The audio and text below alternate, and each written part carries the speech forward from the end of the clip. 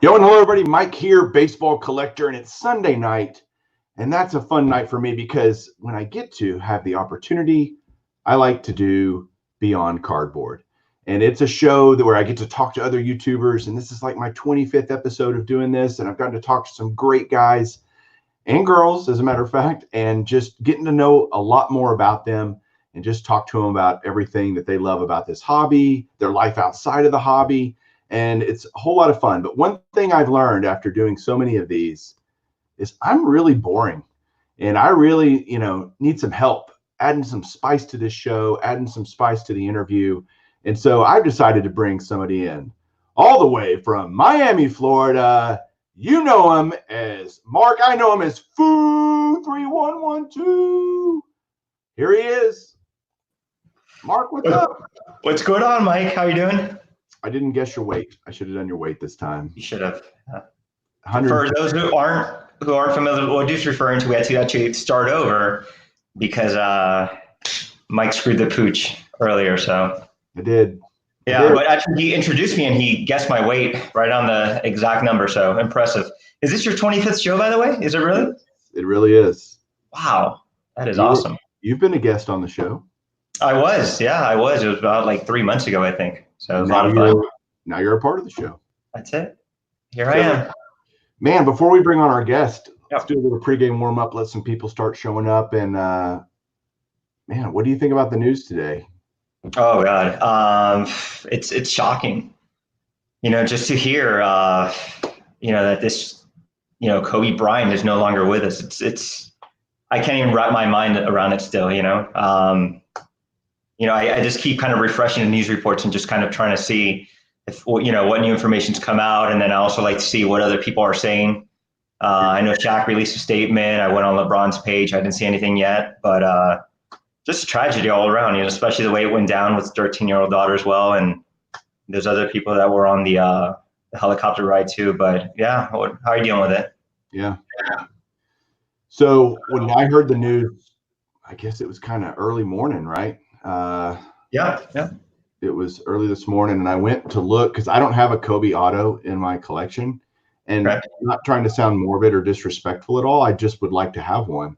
Yeah. And I went to look, and they were all gone. I mean, this was within 20 or 25 minutes of the news breaking.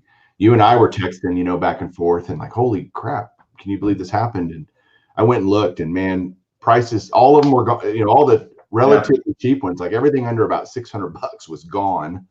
Mm-hmm. And some had been relisted from like 400 to 1,000, and I don't know, it's weird to.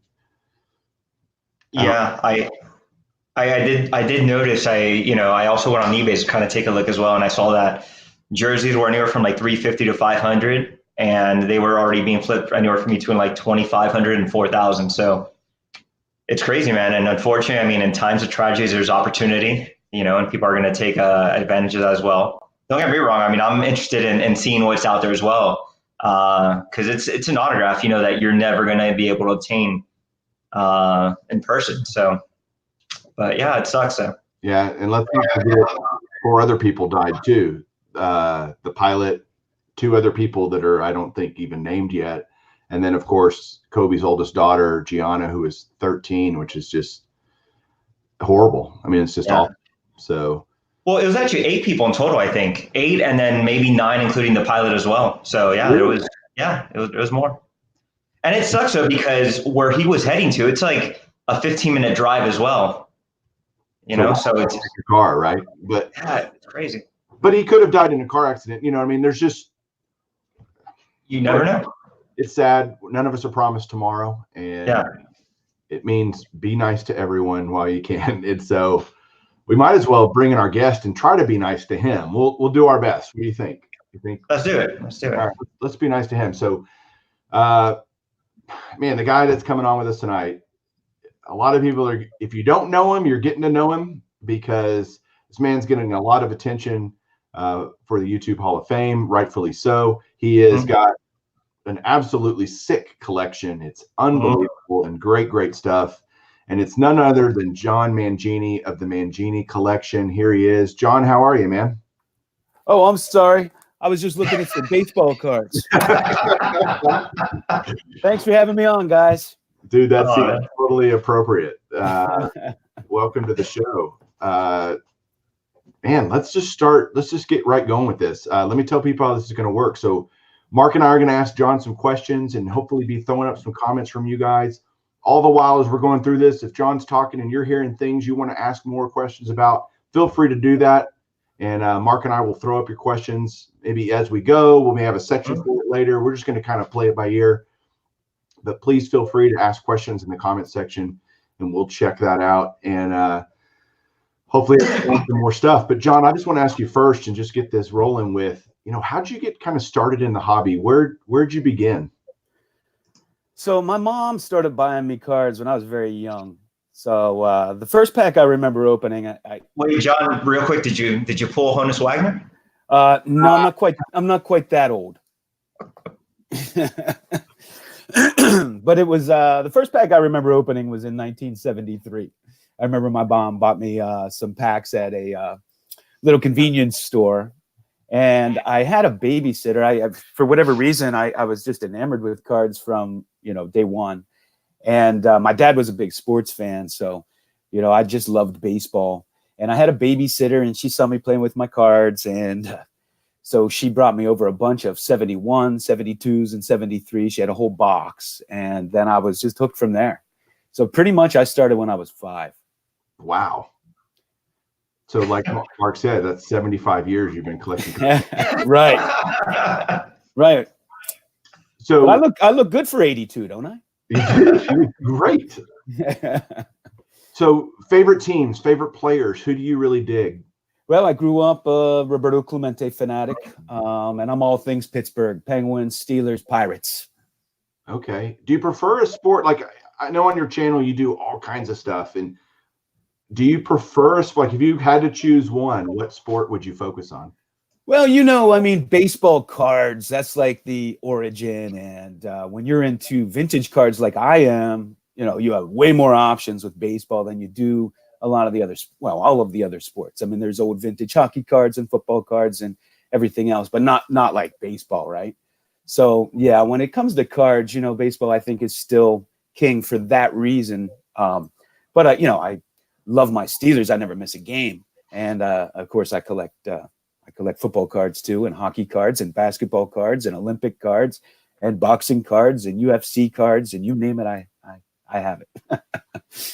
Do you think that also baseball, and this may be a question for both of y'all, but John, I think baseball, especially from the beginning to now, there's so much more variety, in my opinion, with the different types of ways that baseball has been combined with products and cards and all the different things that have been done over the years, don't you think? Yep, absolutely.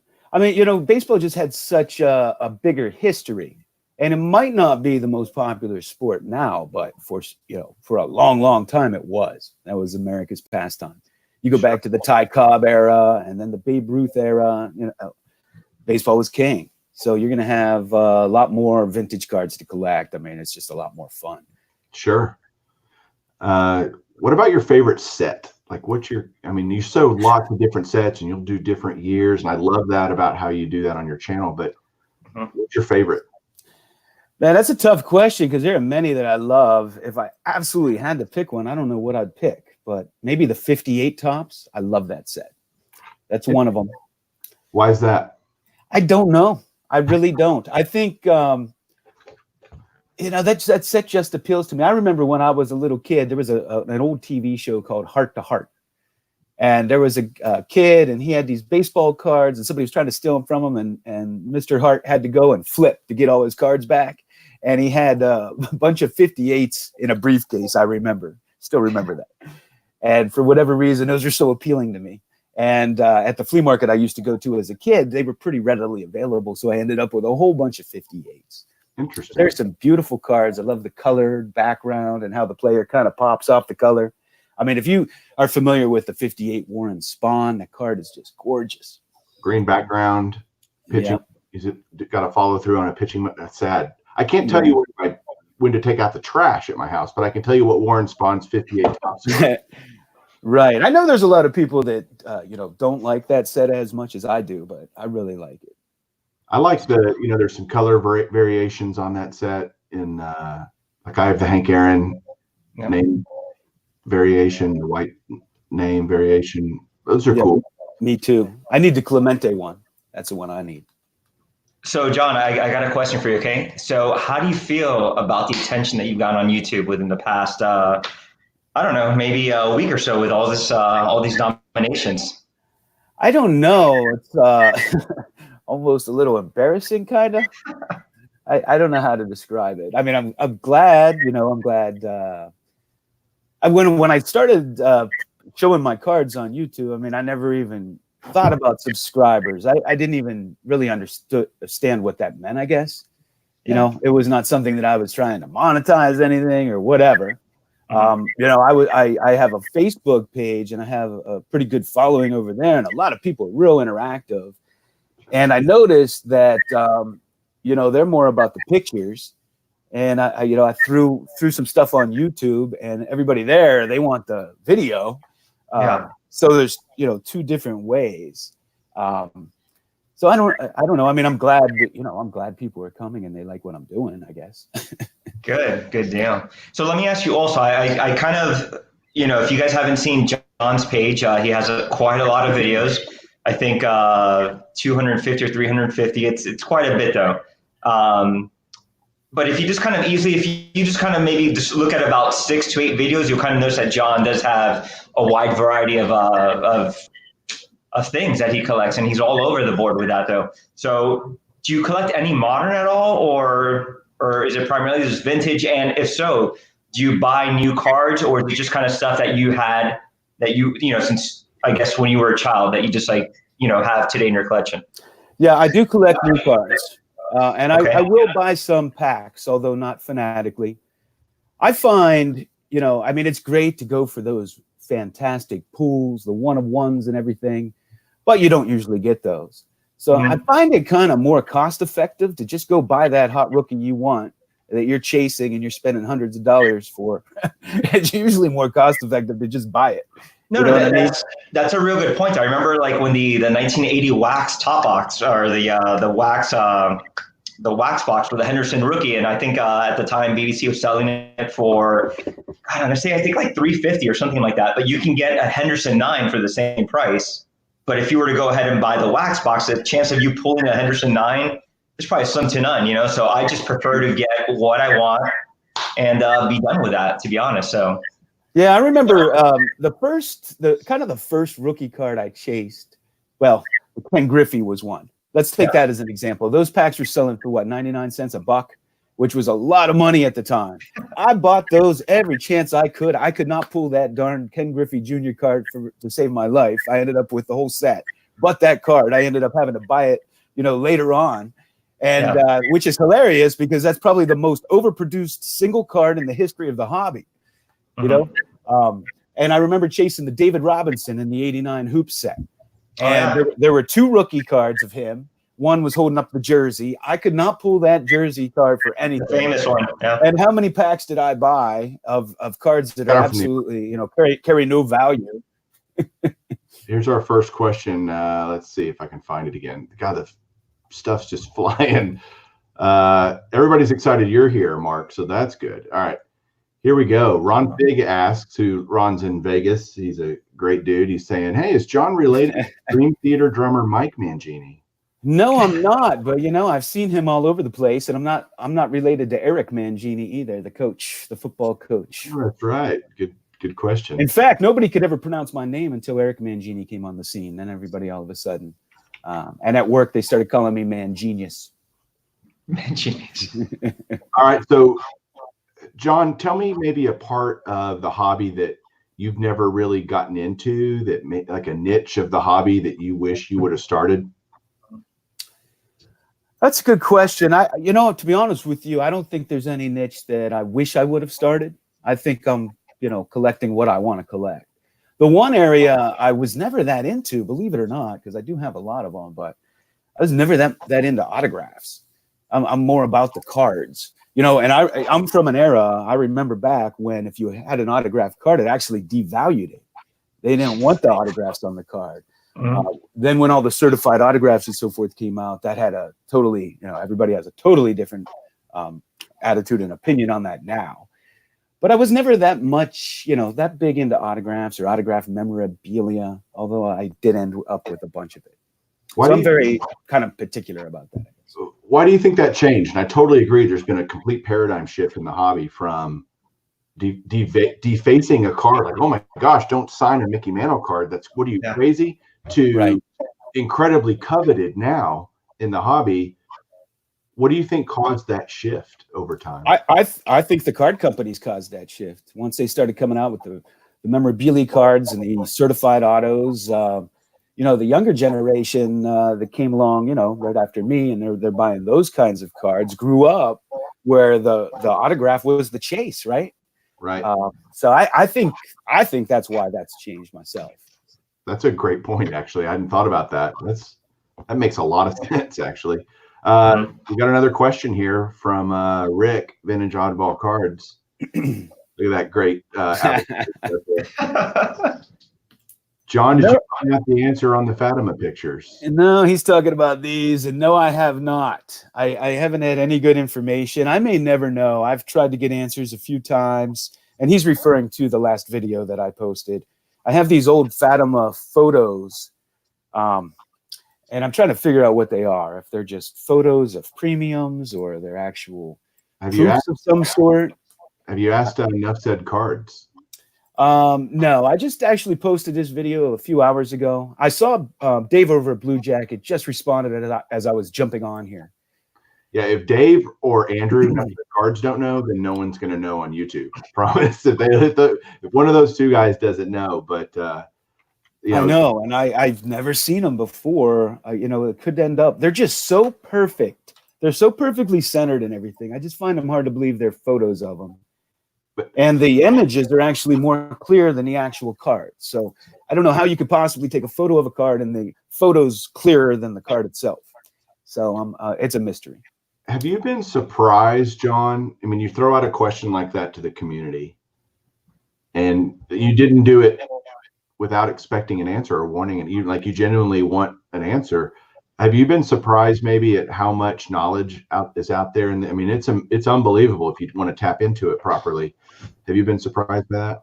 Yeah, actually, yes. I mean, there's a lot of knowledgeable people out there, and they're always telling me things that I never knew before.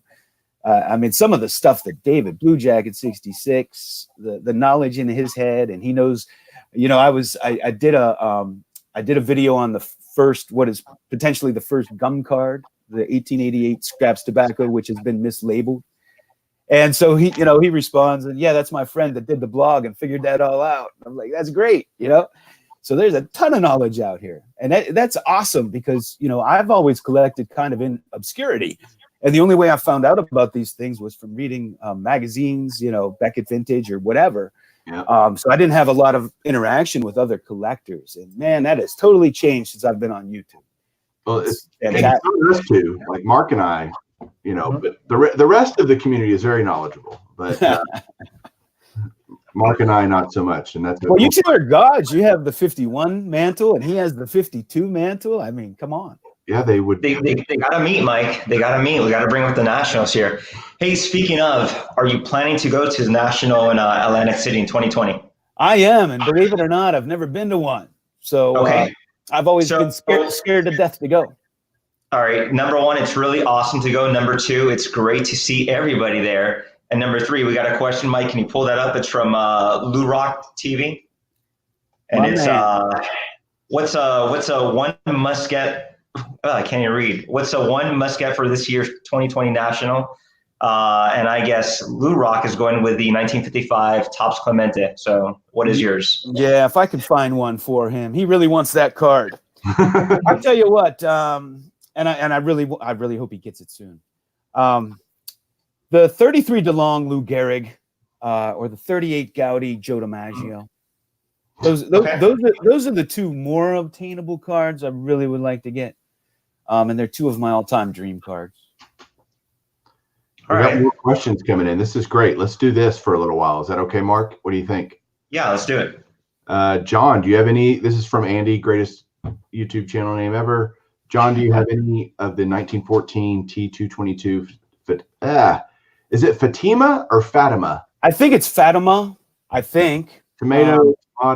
Yeah. Okay. I grew up Catholic, and it's Our Lady of Fatima. It's not Our Lady of Fatima. Although I did work with a girl named Fatima. But I think those are from 1913, aren't they? But yes, I have the Pittsburgh Pirates. Gotcha. I'm not even going to ask Joe Silver Jacobite's question because it's dumb. But I'm just kidding, Joe. I will ask this question. John, are you still concerned about all the copa? Nope, you talked me off the ledge, my man. But I have to tell him, I was cracking up when he did his colonoscopy intro using my intro. Oh my God, that's one of the funniest things I've seen all year. All right, so John, we got one from you, and it's from Mill City Wax. And he's saying, Mike, how did you end up keeping I think he means John, though. So yeah. We're going to phrase this to John. It says, how did you end up keeping your childhood collection in such amazing condition? That's a good, I don't know. I was lucky. I always stored it real carefully. When I was little, I used to find hiding places under the ceiling, or I'd get these special boxes. I treated it like it was some treasure. Where I grew up with my friends, that was currency to us. If you had the best baseball card collection, you were the man. You know what I mean? And we would trade them. That was our currency. So, I just took extra special care of them just because they were so special to me. That is so cool. First of all, national, man. I know you've been to card shows in your life, John, and I'm telling you, there is nothing like what you will see. You cannot prepare yourself. We cannot tell you anything that's going to get you ready for it any more than walking in and going, whoa. And you start walking around and it's literally information overload. You're completely overwhelmed. And it's the most wonderful thing. It's like Disney. I'm so excited to go. I really am. But I'm scared at the same time. It is, I don't know. Mark and I can tell you.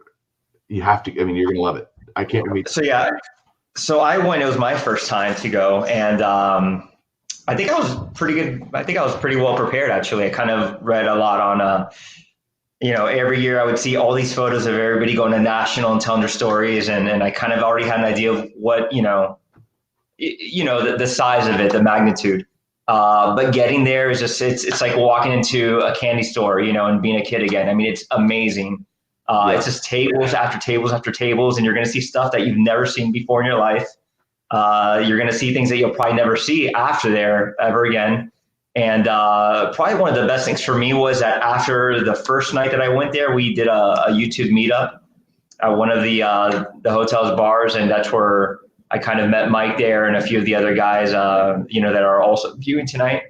But that was really the fun part for me, just kind of, seeing all these people online and then finally getting to meet them in person. And it's a really close group. And, I didn't get any vibes that anyone was kind of like, my collection's better. Nothing like that. Everyone's just really down to earth. I think, guys brought they made their own wax packs, and they kind of put like secret cards inside, like bonus cards, like an 80 Henderson or stuff like that. So it's little hot wax, hot pack. So, but it's awesome, man. I definitely recommend you go. I definitely recommend that you book your hotel at least 3 months in advance. And yeah, man, just definitely have a great time. It's fun. Yeah, I think the thing I'm looking most forward to is meeting everybody, because, like I said, I've always collected in obscurity. So when I would go to a show, it was just me. I just walk around by myself. Yeah. I'm looking forward to meeting, everybody that becoming friendly with on here and so forth. You will, by the way, you will totally get recognized, and people will stop you and tell you they enjoy your channel. I get spit on typically, but that's okay. That won't happen to you. Don't worry about it. Well, I do have a stalker that, like, within 2 hours of me posting every video, dislikes it. So I don't know if it's an ex-girlfriend or what. I don't know. Maybe they'll introduce themselves.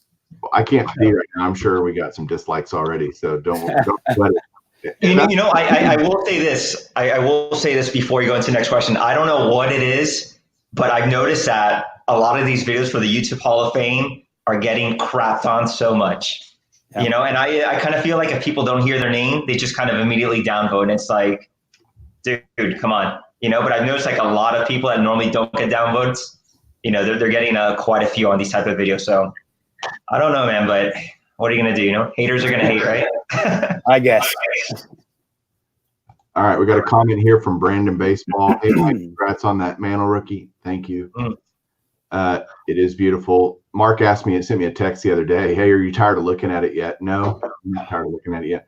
But Brandon says, just started watching John's channel, and I love how much you're into cards. Really enjoy the enthusiasm and excitement, John. And I think that's a common thing when I'm hearing people talk about you in their nomination videos. Just A, epic collection. B, great enthusiasm. Doesn't take himself seriously.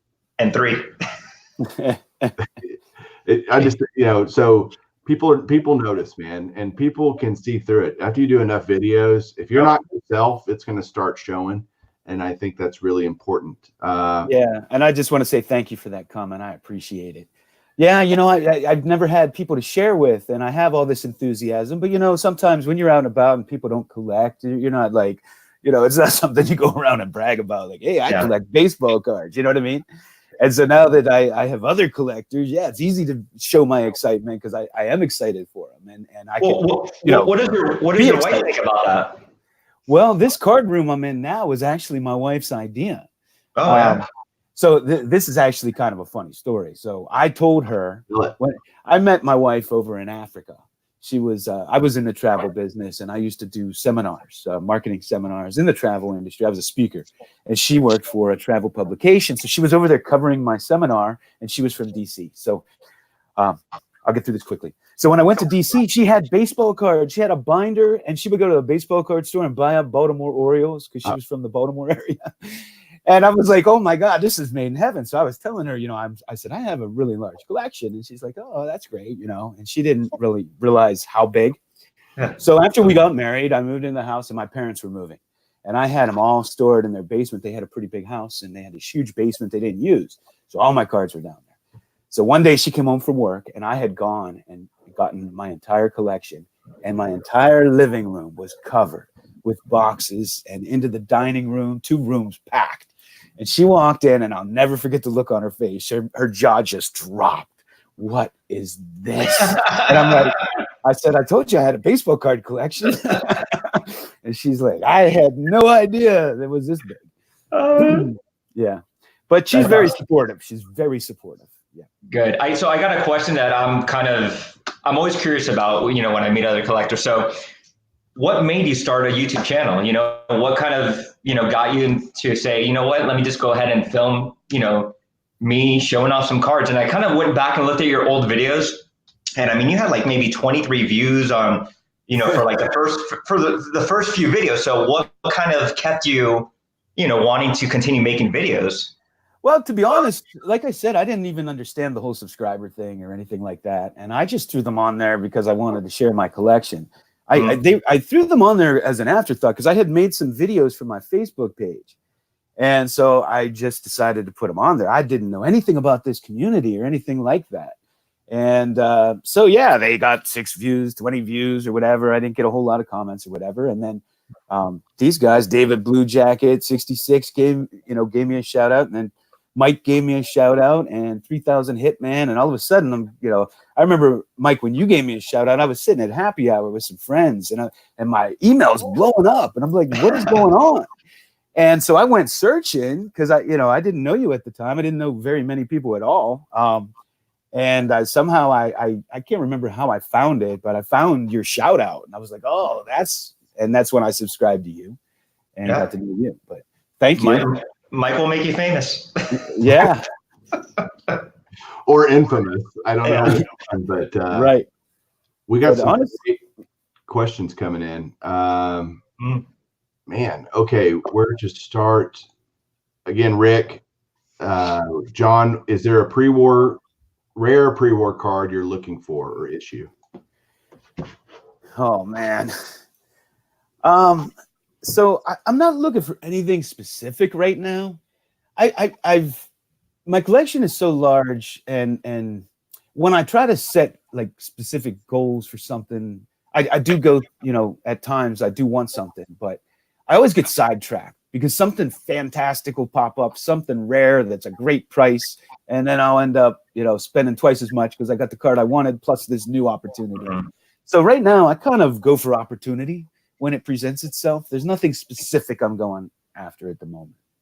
All right, we got another question here from, I love Silver Foo Cardboard's name because it's paying homage. This tells you how much this community means to people, John, since you're relatively new. So his name is a combination of Silver Jackify, Mark, Foo 3112, and Dead Guy Cardboard. And so he took 3 of his favorite channels and made his own channel name in homage to his favorite channels. So, I didn't realize that. Yeah. So what is your favorite Clemente card and what's on your gotta get Clemente list? Man, my favorite Clemente card, and the same cards for both answers, and that's the 68 test, 3D test. That's one of my dream cards. I'm trying to flip Dave over a Blue Jacket 66 for it. I got a George Brett I'm willing to flip. Good luck. Good luck. He loves it. He was telling me he took it to the National. I said, if I had that thing, I'd be sleeping with it every night. Are you kidding me? He loves it. Oh man, let's get back to some questions. Let's see. I think we're covering a lot of this stuff. So if you could sit down at the bar and have a beer with any current or former player, who would you like to chill out with and have a conversation with over a beer? Well, the person I'd like to have a deep conversation with most would be Clemente. But the person who I'd probably have more fun with and hanging out at a bar drinking is probably Babe Ruth. Wouldn't we all? Or Mickey. He'd probably be fun. Or the yeah. Mick. But I think the Mick was more into probably drinking by himself more than Babe Ruth. Babe Ruth was very outgoing. Type, very gregarious. And he would have all kind of, good-looking women around and stuff like that. Yeah. Draw a lot of attention. He would probably, that'd probably be a hell of a party. Yep. So I know you dig baseball. You're a Pirates guy. Have you ever been to any other ballparks or?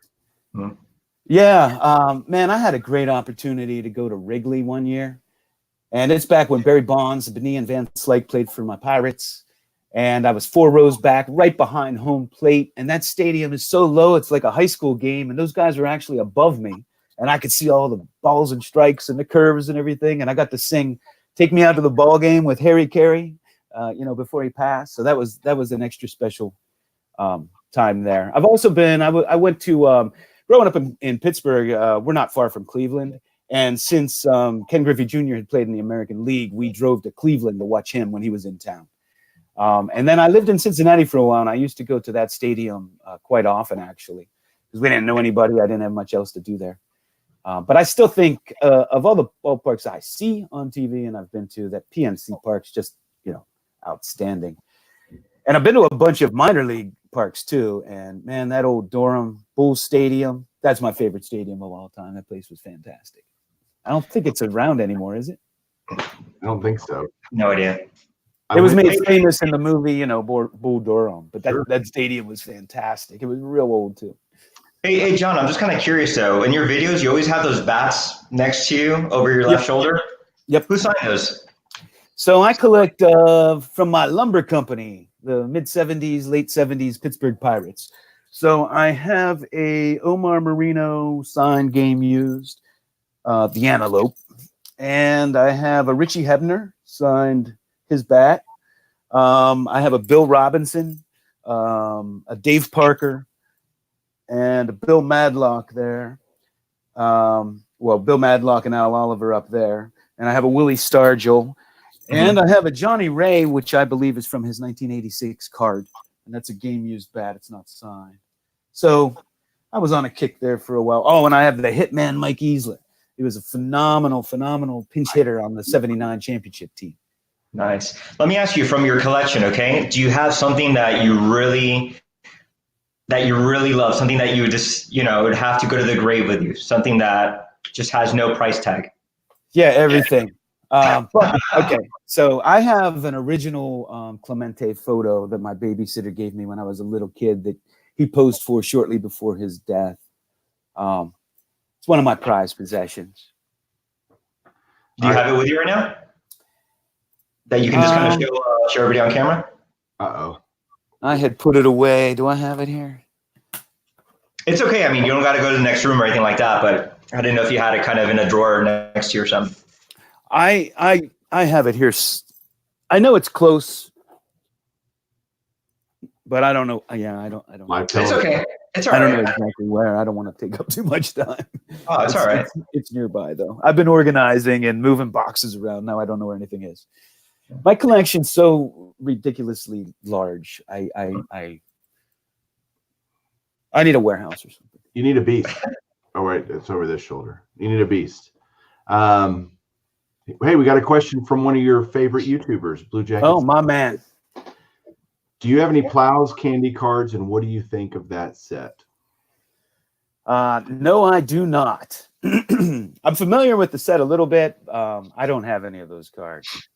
Congrats. You're the only two people that have any idea what Plows candy cards are, probably on this entire stream. So yeah, they're great old, vintage cards. But no, I don't have any of those. No, I just got my first Bruners. You know, my Nap Ladjaway.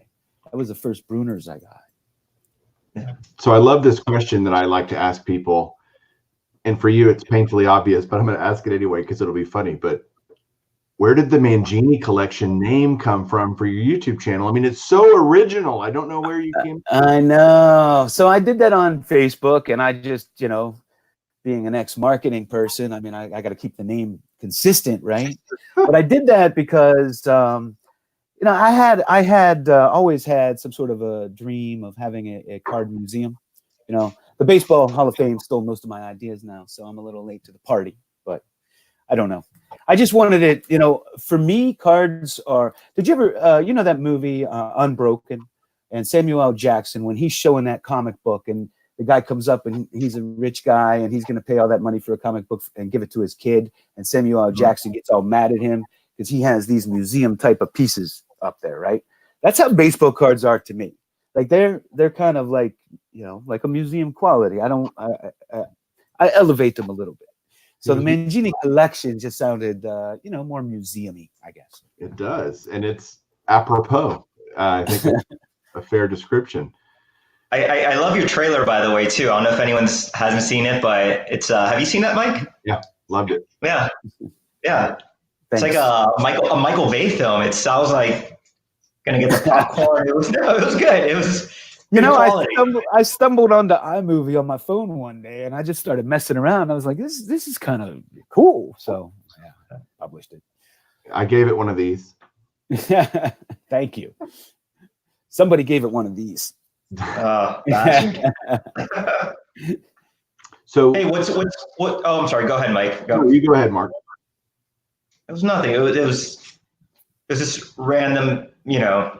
Random gibberish. Go for it, Mike. This is all random gibberish. All right. Okay. Let's. All right. What's your favorite baseball movie? Oh, my favorite baseball movie, probably The Natural. Love that movie. I cry every time. Wonder Boy. Wonder Boy, and I guess that was very loosely based on Eddie Wakis's life.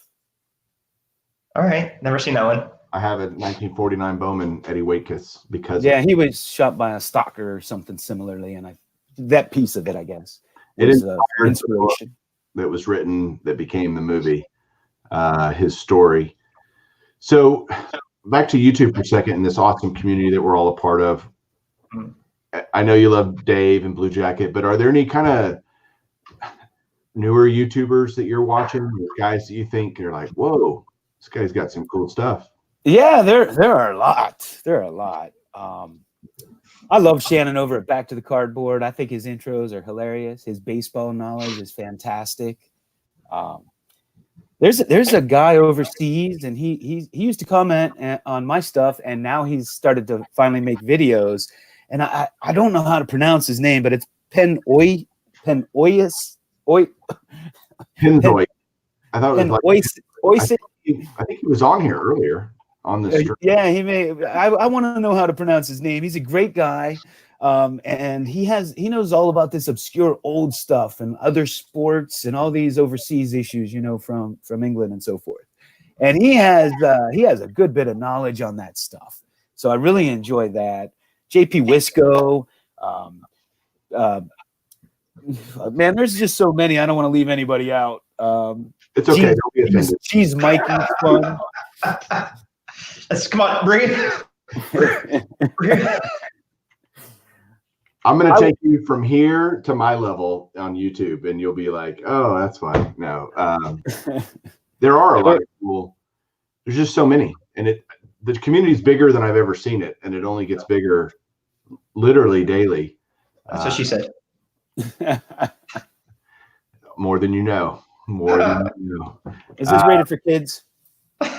It's not, but that's okay. So let's get beyond. We've talked about your collection, your YouTube channel, and different stuff. Let's go. People are here to hear the real inner Mangini. We're here to dig deep and ask the hard questions. So here's a really toughie. Where did you grow up? Yeah, so I grew up in Western Pennsylvania in a town called Greensburg, Pennsylvania. Okay. And it was a big area for athletes. I mean, my address was Greensburg, but I grew up in Youngwood, and that's where George Blanda was from. And I used to hang out with George Blanda's brother, and he knew all these famous athletes and stuff. Joe Montana grew up down the road. Stan Musial grew up down the road. Heavyweight champ Michael Moore grew up down the road. I went to school with Rocco Mediate's sister. He was from that area. Arnold Palmer was from that area. Just athletes coming out the wazoo. Bruce Del Canton was from that area. He's the one that taught Tim Wakefield how to throw the knuckler. Just a huge sports area. So that's where I'm from. It's about 45 miles east of Pittsburgh. Okay. And what do you do to make a living to feed your hobby? Yeah, so I am in the wireless telecom industry. So I build cell phone networks. I manage the build start to finish. So we're ramping up for 5G right now. Yeah, it's going to be a big deal, or it is a big. And hopefully, when that's done, I'm going to have better. I'm going to look better on here than I do now. It's your fault. It's your own darn fault, isn't it? I know, right? So we found out you're married. What's your wife's name? Stephanie. Stephanie. My wife's Korean, so her Korean name's Yoonhee. Okay. And then y'all have how many kids? So we never had any of our own children, but we took a girl in several years ago. So her name's Sydney. I had her on one of my videos. She just got into dental school. She's finishing up her college now. So we're excited about that. I saw Sydney on your video. She was hilarious, by the way. You should have her on more often. Yeah, she's away at school, but when she comes home, she'll be living here to go to dental school because she's going to MUSC here in Charleston, South Carolina. So when you were younger, what kind of hobbies did you have besides cards? Well, so I'm an only child, so I had to learn to entertain myself. So I had many. Baseball cards is probably the only one that I stuck with my entire life. When I was little, I saw somebody do close-up magic with cards, and I got fascinated with it, and I got really good at sleight of hand with cards. So that was something that I got into when I was young. That's cool. Yeah, but I was gonna say, do you have any card shows where you're at, and do you attend them? No, this is a big, when you get down here in the South, most of these cities didn't grow up with major league teams. So it's all college. When I first moved to South Carolina, people would get together for the College World Series of baseball. And I mean, I never even knew people watched the College World Series of baseball. It's just wasn't growing up in Pittsburgh with all the pro sports. You didn't pay that much attention to college baseball. We did the college basketball and college football, but down here it was so huge. So it's more of a college town down here. Very, very few shows or no shows. And there's a card shop here and there. So let me ask you also, what's in store for the future for the Mangini collection? Is there anything that you're kind of scoping out that, I guess that you haven't dabbled with yet? I mean, you pretty much have everything though. No, I don't think so. I'm just going to keep plugging away and collecting what I collect. Dave at Blue Jacket 66, to bring him up again. You know, he and I, we kind of chase those rare things when we can find them. I think Dave spends a little more money than I do, but you know, I just try to add. I love to get those rare gems that are so hard to find. Yeah. You know, and that's what gets my juices flowing. So there's nothing in specific. You know, some of these things I just learn about at the time of, you know, right before I buy them or whatever. So there's so much to learn in this hobby. Yeah. Stop learning. That's what Eric would tell you. Do you have any hobbies now besides cards? Currently not really. I've had other hobbies. I used to go shooting a lot. At least he's honest, right? I was a bit of a gun enthusiast for a while. I used to write poetry. One time I actually read on NPR once. I was into that. I was a huge golf fanatic. I used to golf like 5 days a week. But when I moved away, I didn't really have anybody to play with. It's just not that much fun. You know, my friends and I, we would play almost every day. So it was a lot of fun, a lot of competition. Okay. Hey, Mike, we got a question down here from Bobby Bobka. I don't know if you see that. So, John, do you collect NASCAR? I do have NASCAR. I don't actively collect it, but I do have NASCAR cards. I could throw some on a video for you. It's okay. All right, baby. Question was answered. So, John, are you ever going to have another Beach Beat video? No, that was a one-time thing. I did that in my old life. I used to do like infomercials and TV commercials and that kind of thing. So there's a small newspaper up in Myrtle Beach, and I wanted to help them out. So I put that together as an infomercial for them. It was a one-time event. Lou Rock TV. Thoughts on Altuve in the hobby? I think it's comparable to the PED guys. What say you? So maybe that's what do you say? Well, what do you think? I don't have a strong opinion until I know more. I haven't been following in a big way. I'm a huge Altuve fan. I think he's an amazing player. Well, and of course, I just bought 3 of his rookie cards right before this crap happened, which is always. So yeah, he's not going to say anything bad about him if he just bought his rookie cards. You know? I mean, if that's all true, you know, that's terrible. But I don't know, you know. Oh, I don't know. You did hear the banging from the trash can, but that's for another day, you know. I saw the video where they were the whistles. Have you seen that? I didn't see the whistles, but I mean, you see the, you know, you can clearly hear the banging from the trash can. So I don't know. As far as my take on that, I mean, you know what, they fired about 2 people. I think they got fined $5 million. But when it comes down to it, I mean, I think any team would give up $5 million to win a championship. So, you know, I mean, did they really get punished? Yeah, I don't know. I mean, do they all do it? Or are those just the ones we know about? Like, is that common? I mean, we've been hiding signals forever. Yeah, I think that they all knew about it. I just, you know, it's when you have a new guy come out to the team, you know, how's that person going to step up and say, hey, guys, we shouldn't be doing this? You know, like, you know, how do you convince a whole roster of players to not do that, you know? So I don't know. I think that they've been stealing signals probably, you know, since baseball started. And it's not even illegal. It's only illegal if you use technology to do it. And with the new technology now, you know, this stuff is so much easier to do. I don't know. I don't have a strong opinion one way or the other until I know more. Yeah. Hey, Mike, we got a really good question here, and that is from Mike O, if you scroll a little bit up. And he's asking, by the way, Mike O, I mean, legend here on YouTube, big Phillies fan, and he is asking, what's the coolest Phillies card in your collection? The coolest Phillies card? Can it be the Athletics or just the Phillies? Story, but we'll just go with it.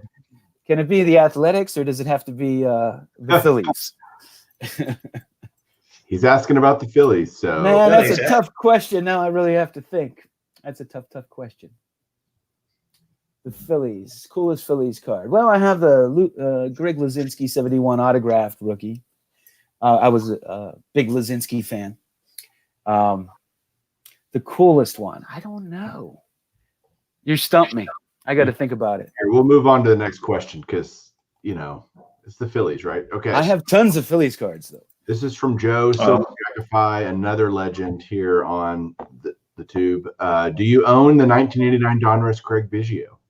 Because Joe just drives around and he throws them out the window. So you might find one on the street. Yeah, I still collect the 90s and the late 80s, 90s. Yep, I couldn't get rid of any of those. From Scotty Tradition. John, what's your favorite basketball and football set designs? Oh, man, I love the tall boys, 71, 72 tall boys. There are so many vintage basketball, the 70, the 75, the 76 oversized cards. There are just so many great designs that I do like. So you want a basketball and you said football? Yep. I love the 76 and 75 Topps football sets. Those are probably my two favorite. And probably just because they remind me of when I was a little kid. Those are some of the first cards I ever saw. And, of course, I'm from Pittsburgh, so the Steelers just dominated back then.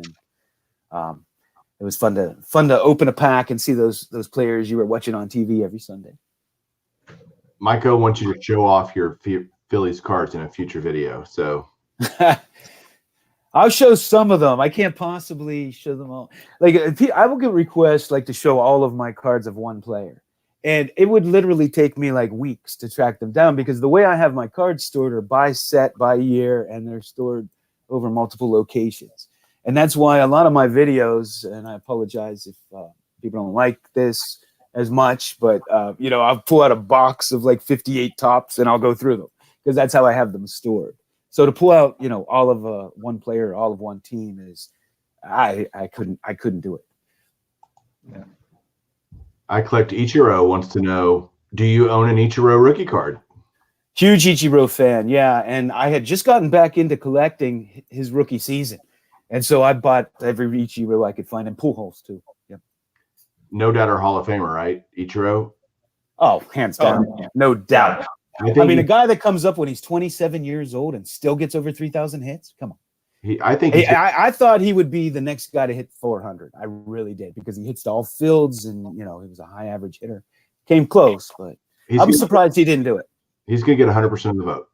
He'll be the next guy to get 100%. You think? I don't know, man. If Cheater didn't get it, let's just step back for a moment, okay? Mariano got 100%, okay? However, if Mariano played on a different team, and without Jeter, that wouldn't have happened, So how does someone like Mariano get it, but not Jeter? That was probably some old bitter white guy that thought of some BS excuse not to give Jeter. I would just love to hear that person's reason, but in my book, Jeter's unanimous.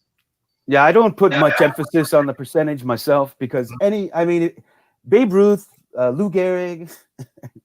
Honus Wagner, Ty Cobb, if they don't get 100%, it's a joke. That's just a joke. Ty Cobb doesn't get 100%, or Babe Ruth doesn't get 100%. Uh-huh. And, Tom Seaver was the highest vote getter for a long time till Ken Griffey Jr. We have Mariano is awesome, right? There's none of us going to say he's not, but a saves guy who doesn't even play every game is the only one to ever get 100%. Yeah, he plays like an inning per game, if that, So right. Yeah. It's just kind of. There's a lot of guys that should have had 100%, no doubt. You want to hear my theory on this? Sure. And it's probably silly, but no, I'm sure it is. Yeah, here comes silly. But Mariano, best to ever play his position, regardless of that position. I get the argument about a closer, but he's the best ever to do it.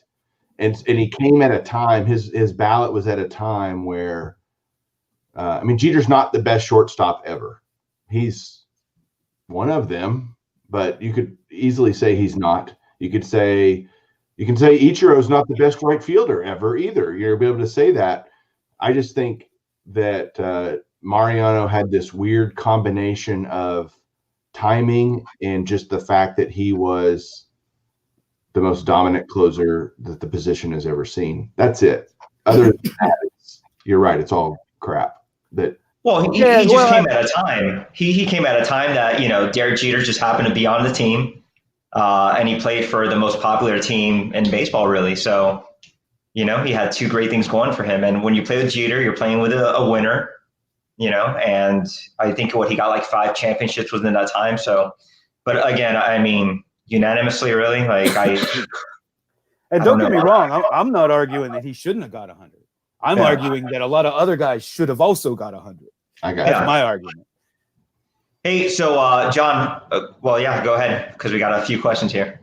Yeah, who are your favorite top three favorite players right now? From Ed Wesker Griff. So I started watching baseball again and got back into collecting and stuff in about 2014. And from day one, I thought Mike Trout was hands down the best player in baseball. I love to watch Ohtani. I'm a huge Ohtani fan. I think Altuve is fantastic. Arenado. I don't know how I ended up with 2 of my favorite players being on the Angels. I don't know how that happened, but they are. And Juan Soto, man, he looks like he could be really something special too. Oh yeah, the guy has a lot of power. Yep. I just bought a Juan Soto rookie tonight. Yeah, I just got one the other night too. Yeah, see, great minds think alike. Hey, under Wesker Griff, there's another question there from Vintage Oddball Cards. And he's saying, John, with your rare and expensive collection, do you worry about having a YouTube channel? Hopefully have your collection secure. So do you have the safety deposit box? How do we get to your house? Tell us. Yeah, hold on. Let me hold up the directions. Yeah, I do. So I have them all insured. I mean, I wouldn't want to trade them for the money, but I wouldn't be out in money if anything happened, number one. Number two, I already told you I'm a gun enthusiast, right? So I got that going for me. And then, of course, I have security system and all that good stuff as well. I literally I'm in Texas, right? I mean, I'm ready for the zombie apocalypse. Like, right. You never hear of people breaking into guys' houses in Texas because everybody's packing. I wear a gun to church. I'm not like that. Do you really? Absolutely. Wow. I have a concealed carry license, and so it's nobody should come here. Like, just don't. It won't end well for you. Yeah. I also do have my collection stored over multiple locations. It is, the 3 of us and several other, this stuff has value, and it's not that it's an unrealistic concern. To me, YouTube, and look, if it all sits in a dark hole, what's the point of having it? Exactly. I feel the same way. By the way, just if there's nobody if anybody's looking for insurance, I know, what's it called? Collectors insurance that PSA promotes. Collect Insurance is who I use. Yeah, I mean they're good and reasonably priced because they were way less than if you added it on to your homeowners. Absolutely, it could be very expensive. So I'd highly recommend that one. We got lots of great questions. We're hitting. Okay, I got to ask some more questions of my own. This is my show, damn it. Sorry. Yeah. Okay. Let's see. I want to go to rapid fire, and then we'll take a couple more questions. But believe it or not, we're hitting an hour already, and I want to keep this at least reasonable for people that want to watch it on playback that aren't here live. And by the way, thanks to everybody for joining us live here tonight. It's been great talking to John. So are you ready for rapid fire, John? I guess. All right. Answer these questions as quickly as you can. If I want to ask a follow-up or Mark does, we can. Other than that, do the best you can. Here we go. These are really tough. What's your favorite pizza topping? Pepperoni. Favorite ice cream flavor? Chocolate. On your hot dog, mustard or ketchup? Mustard. Correct answer. How do you drink your coffee, creamer or black? Light and sweet. Light and sweet. Are you a good dancer? Absolutely not. What's your middle name? Andrew. What was your first car? A 1978 Malibu Classic lime green piece of junk, but it had a 305 2-barrel in it. Did you get laid in your first car? Don't answer that. Wife could be watching. Mike, what are you doing? What are you doing? What kind of car do you drive now? I have a, I don't want to say. All right. Do you prefer? NY Yanks fan 7 will give it to me. I have a BMW. Okay. You don't have to, I mean, it's okay.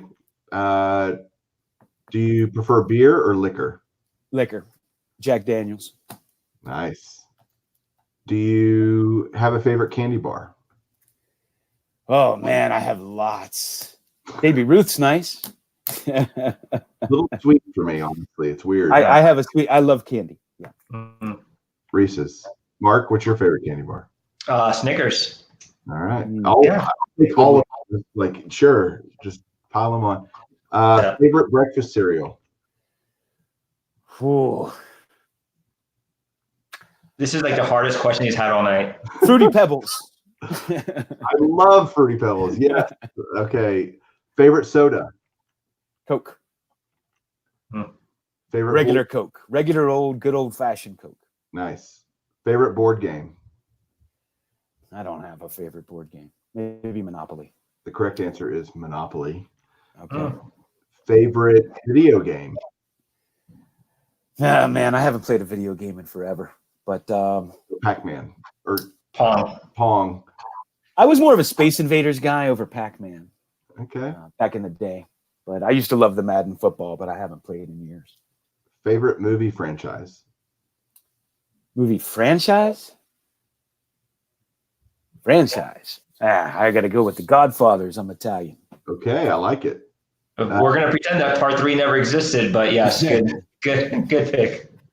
What is your favorite sport to play? It was always baseball. What's your favorite sport to watch? Yeah, baseball. Okay. What position did you play when you played baseball? Well, believe it or not, I was a chubby, slow kid, but they still put me in center. I don't believe it. I had a good arm. I had a good arm, and if I could catch up with the ball, I caught everything I could catch up with. I wanted to play right field because Clemente, and I had to have a good arm. And I read in a book that he used to squeeze a rubber ball. So when I was a little kid, I used to squeeze that rubber ball all the time because he did it. And I wanted to be a right fielder. So much for rapid fire. Okay, so last question. What was the last movie you cried at? Man, I cry at so many. I got to remember the last one. Armageddon. I cried at the end of Armageddon. At the end of what? Armageddon. That's how bad it is. You shouldn't have said that publicly, but that's okay. I know, right? It's the song. The song gets losing subscribers right now. They're dropping. Man, we're still getting questions coming in, and guys, I really appreciate it. I don't want to keep John here longer than he has to be here, but as far as who's next up for Beyond Cardboard, that's up to you guys. I'd love to hear suggestions. Mark and I are wanting to kind of do this a little bit more regularly, maybe every couple of weeks. Yeah. So we'd love to hear suggestions on who you think should be the next guest. But for now, John, man, you want to say something, a final thought, no, I just, I really appreciate you having me here. I love talking about cards and stuff like that. And I appreciate everybody's support. I mean, the YouTube community is so fantastic. And Mike, I just want to say to you that, I know you get a lot of scrutiny with the Hall of Fame and all this stuff that you do, but as I told you off camera, you're kind of like the glue that brings us all together because we have all these people out there with all these independent channels. And I just want to say I appreciate you. I think it's great. Hey, so John, one thing that I was kind of watching a video for one of your last thoughts. So can you talk a little bit about this for about maybe 2 minutes? And it's kind of keeping up with the Joneses. Keeping up with the Joneses? Yeah, how I mean, and you know what I mean. And this was a great video of yours, by the way. So I kind of wanted you to talk a little bit about that.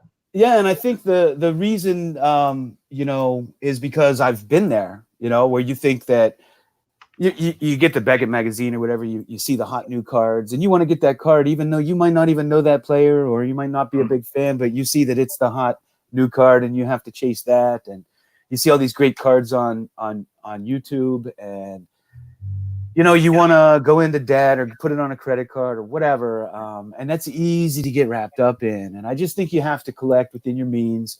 You shouldn't really do that because you never know what the market's going to do in the future, if they'll retain that value or whatever. So you can't you can't always look at it as as an investment. We all know how those things go. I saw, it happened with my friends who were buying homes they couldn't afford, and then the crash came, and what happened? And that could easily happen. Right now we're in a good economy. People have extra disposable income. Most people are working. And so things like cards and art and those kinds of things go up as the economy goes up, or people have more disposable income, but that could change in a heartbeat, So I think you should, it's always my advice to collect what you like, collect the kinds of grades that you can afford and that you're not going to stress out about, because we've all had buyer's remorse. Yep. You buy something and, oh my God, I can't believe I just spent that. Yep. And then you're already thinking about selling it. I know So years true. ago, I had, less money than I do now. And I used to do that all the time. When a card would be worth too much, I would get nervous that it was sitting in my possession and I would sell it. I sold Babe Ruth and everything because I had a beautiful 5.5 Cracker Jack Eddie Ciccotti. And I just got nervous having it sit around. So I sold it because I paid a lot of money for the card, ended up making a profit. But I mean, the thing sold 15 years ago for like $700, $800, somewhere in there. So I used to get rid of my expensive ones. I don't do that now. I don't feel too guilty about it now. But. Yeah. Good. Well, thanks, man. John, thanks again so much for being here. Yeah, John. Thank you. Thanks for having me. It's fun. It was really great. Great insight into how your brain works. And I think you're a great asset to this community and a great asset to the hobby. And I really respect you and appreciate what you do. And hey, let us know down below what you thought about Mark's debut as my partner in crime on this show. Man, as I always say, guys, keep collecting. Thanks for joining us. We'll catch you on the next episode. Everybody have a good night and a great week. See you. I'm going to go, and I just want to say this. Thank you. And I'm going to go look at some baseball cards now. All right, guys. Thanks for tuning in. Have a good night. Good night.